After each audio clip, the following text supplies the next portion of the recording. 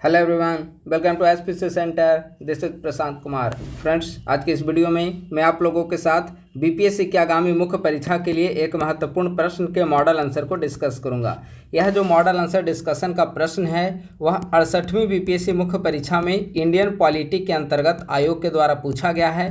तो आज इसका आंसर को डिस्कस करूंगा। यह बेसिकली हमारे आंसर राइटिंग पेड बैच में एक अभ्यर्थी के द्वारा लिखा गया आंसर है और काफ़ी बेहतरीन तरीके से इन्होंने इसका आंसर लिखा है। तो मैं यूट्यूब पे आपके साथ डिस्कस कर रहा हूँ ताकि आप लोग भी जब आंसर राइटिंग करें तो इन सारे मानकों को, इन सारी चीज़ों का आप लोग ध्यान रखें। प्रश्न है 68वीं मुख्य परीक्षा में पूछा गया है, राज्यसभा की संरचना एवं शक्तियों का विवेचना कीजिए तथा संसद के द्वितीय सदन के रूप में इसकी भूमिका का उल्लेख कीजिए। प्रश्न में 3 डायमेंशन पूछा गया है। पहला डायमेंशन है कि राज्यसभा की संरचना आपको बतानी है। राज्यसभा में कितने सदस्य होते हैं, कितने सदस्यों का मनोनयन होता है, कितने सदस्यों का निर्वाचन होता है, मतलब ओवरऑल उसकी क्या संरचना है। इसके बाद राज्यसभा की क्या शक्तियां हैं, विधायी शक्तियां क्या हैं, वित्तीय शक्तियां उसकी क्या हैं, नियुक्ति के संबंधी शक्तियां क्या हैं, उपराष्ट्रपति को हटाने से संबंधी क्या शक्तियां हैं, कुछ विशिष्ट शक्तियां जो राज्यसभा को प्रदान की गई है वे कौन कौन से हैं। ठीक है। इसके बाद द्वितीय सदन के रूप में इसकी क्या भूमिका है, यानी कि राज्यसभा एज अ द्वितीय सदन के रूप में उसकी क्या भूमिका है। तो कई सारे इसमें भी पॉइंट लिखे जा सकते हैं, तो इसका जवाब देना है। तो 3 डायमेंशन में प्रश्न पूछा गया है, तो आपको इसे जवाब देना है। हमने कई बार आपको बताया कि इंडियन पॉलिटी से संबंधित कोई भी सवाल हो तो आप लोग कोशिश करें कि इंट्रोडक्शन जब आप शुरुआत करें तो संवैधानिक प्रावधान, माननीय सर्वोच्च न्यायालय का कोई निर्णय, विधि आयोग की कोई सिफारिश, विभिन्न कमेटियों की सिफारिश आदि से उसको स्टार्ट करें। तो स्वाभाविक है राज्यसभा से संबंधित प्रश्न पूछा गया है तो डायरेक्ट आपको संवैधानिक प्रावधानों से इसे शुरू करना है। संवैधानिक प्रावधान में देखेंगे कि भारतीय संविधान के भाग 5 के अंतर्गत 5 अध्याय भी हैं। ठीक है, भाग 5 के अंतर्गत 5 अध्याय हैं और इन्हीं भाग 5 में संसद का वर्णन किया गया है और संसद के 3 अंग होते हैं, लोकसभा, राज्यसभा और राष्ट्रपति। ठीक है, तो यहीं से इन्होंने इंट्रोडक्शन को स्टार्ट किया है संवैधानिक प्रावधान से। तो हम लोग देखते हैं भारतीय संविधान के भाग 5 के अनुच्छेद 79 से 123 तक में संसद का प्रावधान किया गया है। आपके मन में सवाल आ रहा होगा कि आर्टिकल 123 तो राष्ट्रपति के अध्यादेश से संबंधित है। तो हाँ, बिल्कुल, राष्ट्रपति भी हमारे संसद के अभिन्न अंग हैं। इसीलिए अगर संसद से संबंधित संवैधानिक प्रावधान आपसे पूछा जाएगा तो इंक्लूडिंग राष्ट्रपति की शक्तियां आपको आर्टिकल 29 से 123 तक पूरा लिखना होगा। ठीक है, तो पहला सेंटेंस संवैधानिक प्रावधान से है। संसद लोकसभा, राज्यसभा एवं राष्ट्रपति से मिलकर बनती है। राज्यसभा को द्वितीय सदन के रूप में जाना जाता है। ठीक है, संक्षिप्त और सारगर्भित इंट्रोडक्शन है और बहुत बेहतरीन। इतना ही संक्षिप्त रूप में आपको इंट्रोडक्शन वहां पर लिखना होता है। अब आइए प्रश्न के अकॉर्डिंग पहला सेक्शन है कि राज्यसभा की संरचना कैसी है। राज्यसभा की जो संरचना संविधान के द्वारा निर्धारित की गई है वह किस प्रकार की है। ठीक है, भारतीय संविधान के आर्टिकल 80 में राज्यसभा की संरचना का प्रावधान किया गया है। आप संसद जब पढ़ेंगे तो आर्टिकल 79 जो है वह संसद के गठन से संबंधित है। आर्टिकल 80 जो है वह राज्यसभा की संरचना के बारे में वर्णन करता है और आर्टिकल 81 लोकसभा की संरचना के बारे में वर्णन करता है। ठीक है, तो यहाँ पर क्लियर हो गया कि भारतीय संविधान के आर्टिकल 80 में राज्यसभा की संरचना का प्रावधान किया गया है। राज्यसभा की अधिकतम सदस्य संख्या 250 निर्धारित की गई है और इन 250 में 238 सदस्य जो होते हैं उनका निर्वाचन होता है और 12 सदस्यों का माननीय राष्ट्रपति, महामहिम राष्ट्रपति के द्वारा मनोनयन होता है। ठीक है, तो संरचना में स्पष्ट है 250 सदस्य में 238 सदस्य निर्वाचित होंगे और 12 सदस्य मनोनीत होंगे। ठीक है, निर्वाचित में देखें तो इसका निर्वाचन किस प्रकार से किया जाएगा, तो विभिन्न राज्यों और केंद्र शासित प्रदेशों के जो विधानसभा सदस्य होते हैं उनके द्वारा वहां के राज्यसभा सदस्यों का निर्वाचन किया जाता है। यानी कि बिहार से राज्यसभा की जितनी सीटें हैं तो उन जो राज्यसभा सदस्य बिहार से चुने जाएंगे तो उसमें जो मतदाता के रूप में कार्य करेंगे, जो वोटिंग करेंगे, वे बिहार विधानसभा के सदस्य वोटिंग करेंगे और उसके जरिए वे चुने जाएंगे। यानी कि अप्रत्यक्ष निर्वाचन होता है। हमारे प्रतिनिधि होते हैं विधायक विधानसभा में और विधायक चुनते हैं राज्यसभा को। ठीक है, तो इस तरीके से राज्यों का प्रतिनिधित्व जो होता है राज्यसभा को माना जाता है। क्यों? क्योंकि राज्य के विधायकों के द्वारा उनको चुना जाता है। ठीक है। सीटों का आवंटन जनसंख्या के आधार पर, मनोनीत सदस्य 12, राष्ट्रपति 4 आधार पर मनोनयन करता है, साहित्य, कला, विज्ञान और समाज सेवा। इसका वर्णन भारतीय संविधान के आर्टिकल 80 क्लॉज 3 में किया गया है, ठीक है। राज्यसभा की संरचना यहाँ पर हो गया।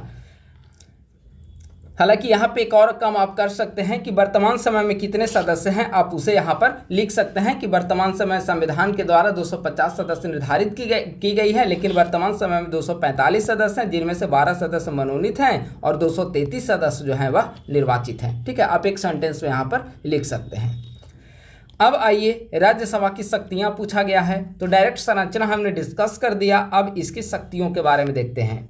राज्यसभा एक अस्थायी सदन है, अर्थात इसका विघटन नहीं होता है। इसके 1/3 सदस्य प्रत्येक दूसरे वर्ष सेवानिवृत्त होते हैं। सामान्यतः राज्यसभा सदस्यों का कार्यकाल 6 वर्ष का होता है, ठीक है। 6 वर्ष का कार्यकाल होता है और प्रत्येक 2 वर्ष पे 1/3 सदस्य की छंटनी होती है, 1/3 सदस्य रिटायर होते हैं और फिर नए सदस्य उतने चुने जाते हैं। तो इस तरीके से राज्यसभा सदस्य कभी खाली नहीं होता राज्यसभा, तो इस तरीके से उसका कभी विघटन नहीं होता है, ठीक है। अब आइए इसकी कार्य एवं शक्तियाँ। पहला, विधायी शक्ति। गैर वित्तीय विधेयकों के संदर्भ में लोकसभा की भांति राज्यसभा को भी उतनी ही शक्ति प्राप्त है।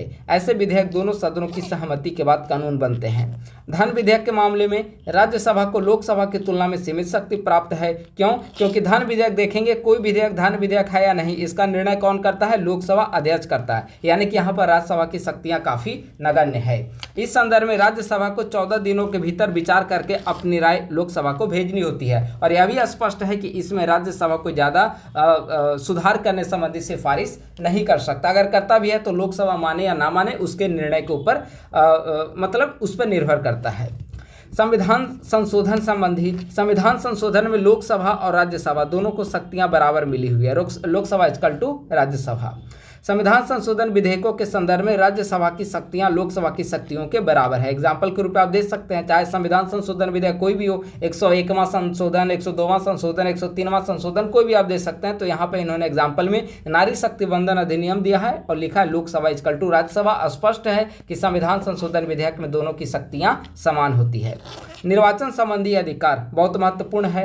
राष्ट्रपति एवं उपराष्ट्रपति के निर्वाचन मंडल में लोकसभा के साथ साथ राज्यसभा के सदस्य भी शामिल होते हैं, यानी कि राष्ट्रपति और उपराष्ट्रपति के निर्वाचन में इनकी भूमिका महत्वपूर्ण होती है। लेकिन संविधान के द्वारा देखेंगे कि कई सारे मामलों में लोकसभा को ज़्यादा शक्तियां मिली हुई है। चूंकि जनता का प्रतिनिधि जो होते हैं लोकसभा के सदस्य होते हैं, यानी कि प्रतिनिधि सदन लोकसभा होता है, तो स्वाभाविक है कि लोकतंत्रात्मक गणराज्य में लोकसभा को ज़्यादा शक्तियाँ दी जाएंगी। लेकिन भारत में देखेंगे कि 3 ऐसा संदर्भ आता है जब राज्यसभा को विशिष्ट शक्तियां प्रदान की जाती है। कौन कौन 3 संदर्भ है?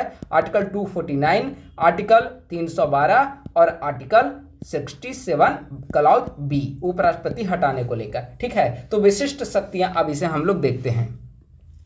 आर्टिकल 249 के तहत राज्यसभा उपस्थित एवं मतदान करने वाले 2/3 सदस्यों के बहुमत से राज्य सूची में शामिल किसी भी विषय को राष्ट्रीय महत्व का विषय घोषित कर सकती है। और अगर राज्यसभा किसी राज्य सूची के विषय को राष्ट्रीय महत्व का विषय घोषित कर देगी तो राज्य सूची का विषय होते हुए भी उस पर कानून कौन बनाएगा? संसद कानून बनाएगा। अमूमन राज्य सूची के विषय पर कानून बनाने का अधिकार राज्य विधानमंडल को है। लेकिन अगर राज्यसभा उपस्थित और मतदान करने वाले सदस्यों के 2/3 बहुमत से राज्य सूची के किसी विषय को राष्ट्रीय महत्व का विषय घोषित कर दे तो राज्य सूची के विषय पर भी संसद कानून बनाएगी। यह है आर्टिकल 249 या विशिष्ट शक्तियां राज्यसभा को प्रदान की गई है।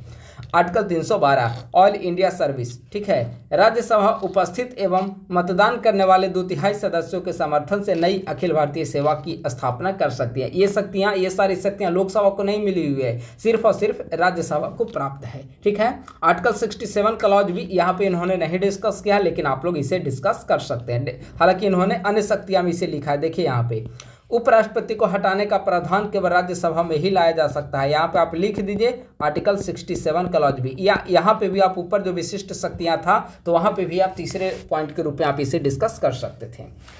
अन्य शक्तियाँ में राष्ट्रपति के महाभियोग तथा उच्चतम न्यायालय एवं उच्च न्यायालय के न्यायाधीशों और अन्य संवैधानिक पदाधिकारियों को पद से हटाने में अपनी भूमिका निभाते हैं, ठीक है। तो इस तरीके से राज्यसभा की अनेक शक्तियां विद्यमान हैं। तो संरचना हमने देखा, शक्तियां देखा।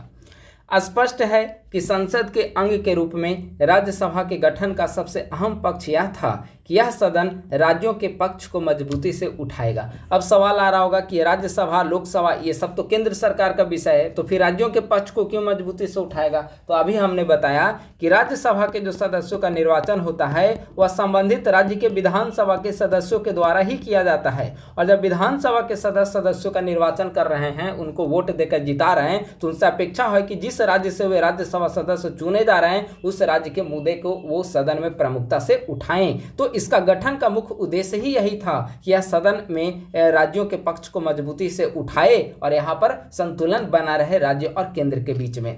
साथ ही लोकसभा के द्वारा किसी विधेयक को जल्दीबाजी में पारित कर दिया जाता है तो राज्यसभा उस पर व्यापक चर्चा करती है। आपने कई बार ऐसा देखा होगा, क्योंकि लोकसभा में कई बार ऐसा होता है कि बहुमत दल की सरकार आ जाती है तो वह तानाशाही में कार्य करने लगता है। किसी भी बिल पर, कोई भी बिल जल्दी लाएगा, हड़बड़ी में उसको पारित कराएगा। पिछली सरकार में आप देखिए, जब पिछली बार एनडीए की सरकार थी, ठीक है, 300 से ज्यादा सीटें आ चुकी थी, तो कई बार ऐसा हमें देखने को मिला जब बिना व्यापक बहस के उसे पारित कर दिया गया। अभी तो हालांकि अल्पमत में है, एक तरह से भाजपा को पूर्ण बहुमत नहीं मिली हुई है, तो ये स्थितियां ज्यादा देखने को आपको नहीं मिल रहा है। लेकिन आप पिछले बार देखेंगे जब भी किसी दल को स्पष्ट बहुमत मिलता है, सिर्फ एनडीए नहीं, आप आपातकाल के दौरान देखें, जब भी किसी भी दल को स्पष्ट बहुमत मिलेगा तो उसमें तानाशाही प्रवृत्ति देखने को मिलती है। और इसीलिए राज्यसभा को बनाने का मतलब था कि अगर हड़बड़ी में लोकसभा बहुमत के दम पर किसी भी विधेयक को बिना व्यापक चर्चा के पारित कर देती है तो राज्यसभा उस पर ब्रेक लगाएगा,